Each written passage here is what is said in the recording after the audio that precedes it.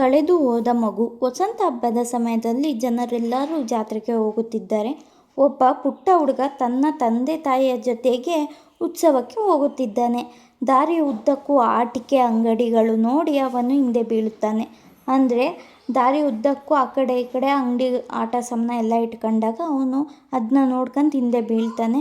ತನ್ನ ಹೆತ್ತವರು ಕರೆದಾಗ ಓಡಿ ಹೋಗುತ್ತಾನೆ. ಆದರೆ ಅವನ ಕಣ್ಣುಗಳು ಆಟಿಕೆಗಳ ಮೇಲೆಯೇ ಇರುತ್ತವೆ. ಅವನು ತನಗೆ ಆಟಿಕೆ ಬೇಕೆಂದು ಹಠ ಮಾಡುತ್ತಾನೆ.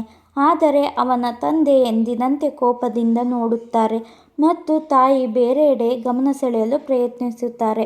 ಅಮ್ಮ ಏನು ಮಾಡ್ತಾರೆ, ಬೇರೆ ಕಡೆ ಗಮನ ಸೆಳೆಯೋಕೆ ಅದು ನೋಡು ಇದು ನೋಡು ಅಂತ ತೋರಿಸ್ತಾ ಇರ್ತಾರೆ. ಮಗು ತನ್ನ ಪೋಷಕರೊಂದಿಗೆ ಸಾಸಿವೆ ಹೊಲದ ಮೂಲಕ ಹಾದು ಹೋಗುವ ಕಾಲುದಾರಿಗೆ ಪ್ರವೇಶಿಸಿದರು. ಹೊಲವು ಕರಗಿಸಿದ ಸ್ವರ್ಣದಂತೆ ಹಳದಿ ಬಣ್ಣದಿಂದ ಕೂಡಿತ್ತು ಮತ್ತು ಮೈಲುಗಟ್ಟಲೆ ವಿಸ್ತೀರ್ಣದಲ್ಲಿ ಹರಡಿತ್ತು. ದೂರದಲ್ಲಿರುವ ಮಾವಿನ ಟೋಪಿನಲ್ಲಿ ಹಳದಿ ದಿರಿಸಿನ ಸ್ತ್ರೀ ಮತ್ತು ಪುರುಷರ ಸಮೂಹದಿಂದ ಕೂಗು, ಕೇಕೆ, ಸಿಳ್ಳೆ, ಅರಚಾಟ ಮತ್ತು ಕಿರುಚಾಟ ಕೇಳಿಬರುತ್ತಿತ್ತು. ಮಗು ಈ ಜಾತ್ರೆಯಂತಹ ವಾತಾವರಣ ನೋಡಿ ತೃಪ್ತಿಗೊಂಡನು ಮತ್ತು ಪೋಷಕರು ಕೂಡ ಆನಂದವಾದರು. ಅದು ಹೊಲದೊಳಗೆ ಕಾಲಿಟ್ಟು ಹರೆಯದ ಕುದುರೆ ಮರಿಯಂತೆ ಉಲ್ಲಾಸದಿಂದ ಕುಣಿಯುತ್ತಾ ಸುವಾಸನೆಯ ಗಾಳಿಗೆ ಹೊಂದಿಕೊಂಡಿತ್ತು.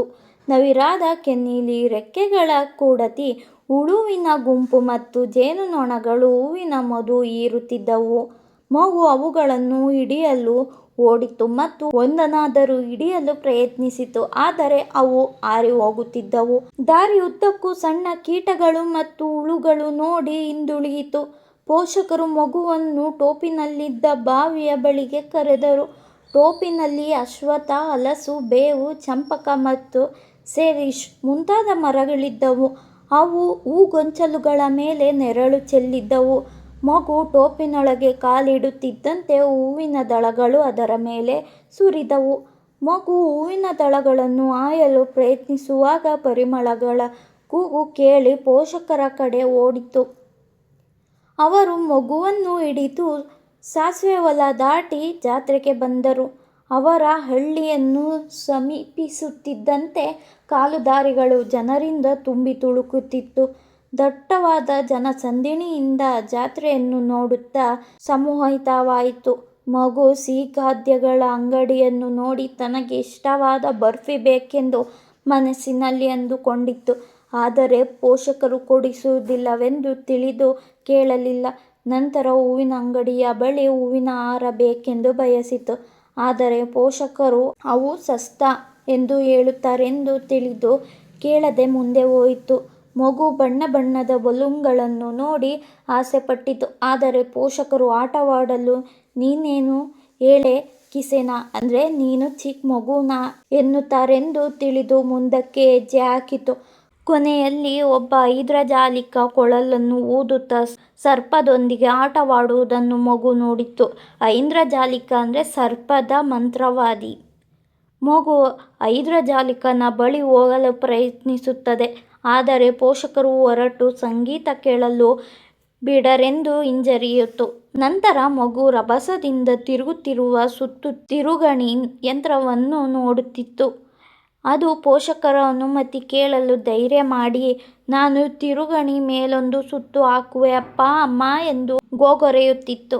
ಆದರೆ ತಿರುಗಿ ನೋಡಿದಾಗ ಪೋಷಕರು ಅಲ್ಲಿ ಇರುವುದಿಲ್ಲ, ಮುಂದೆ ಹೋಗಿರುತ್ತಾರೆ. ಪೋಷಕರು ಕಾಣೆಯಾಗಿರುವುದನ್ನು ಅರಿತು ಮಗು ತೀವ್ರ ಭೀತಿಗೊಳಗಾಗುತ್ತದೆ.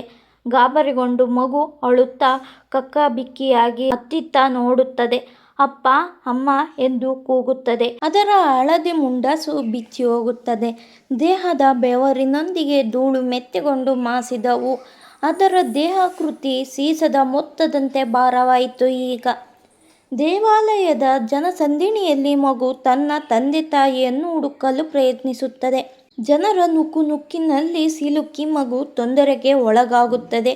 ಒಬ್ಬ ದಯಾಳು ಮನುಷ್ಯ ಮಗುವನ್ನು ರಕ್ಷಿಸಿ, ಪಾಪು ಹೇಗೆ ಬಂದ್ಯಪ್ಪ ಇಲ್ಲಿಗೆ, ನಿಮ್ಮಪ್ಪ ಅಮ್ಮ ಎಲ್ಲಿ ಎಂದು ಕೇಳಿ ಸಮಾಧಾನಪಡಿಸಲು ಪ್ರಯತ್ನಿಸುತ್ತಾನೆ.